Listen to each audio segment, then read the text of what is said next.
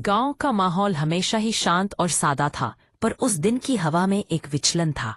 सूरज की किरणें खेतों पर खेल रही थीं, लेकिन रामलाल का दिल भारी था। वह एक गरीब किसान था, जिसके पास केवल थोड़ी सी जमीन थी। उसकी मेहनत और संघर्ष के बावजूद जिंदगी ने उसे एक भयानक मोड़ पर ला खड़ा किया था। उसका 9 साल का बेटा मनु कैंसर की चपेट में आ गया था। इलाज के लिए पैसे की कमी ने रामलाल को मानसिक रूप से तोड़ दिया था।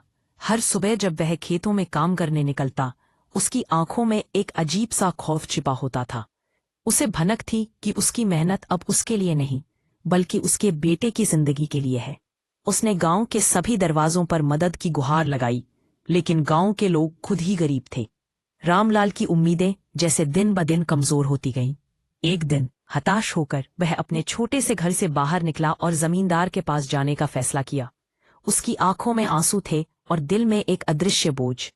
जब वह जमींदार के पास पहुंचा, उसकी आवाज में एक अदृश्य दया की पुकार थी। मालिक, मेरी जमीन खरीद लो, चाहे सस्ते दाम पर ही सही। मुझे बस अपने बेटे को बचाना है। जमींदार ने उसकी बात सुनकर हंसी उड़ाई। रामलाल, तेरी जमीन की कोई कीमत नहीं है, और मुझे तुझ जैसे गरीब की जमीन की जरूरत भी नहीं। यह सुनकर रामलाल का दिल जैसे टूट गया। उसने जमीन पर बैठकर आंसू बहाए। हे भगवान, मैं मेहनत से हार नहीं मानता, लेकिन आज मेरी मजबूरी ने मुझे तोड़ दिया। अगर मेरा बेटा चला गया तो मैं भी जी नहीं पाऊंगा। उसकी आंखों से आंसू बहते रहे और दूर खाट पर लेटा उसका नन्हा बेटा मनु अपने पिता को देख रहा था। उसके चेहरे पर एक अजीब सी चिंता थी, लेकिन वह जानता था कि उसके पिता क्या कर रहे थे।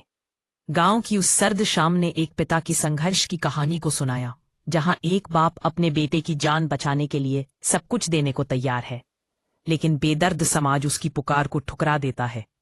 रामलाल की आंखों में एक नई उम्मीद जगी और वह अपने बेटे के लिए लड़ने का संकल्प लेता है।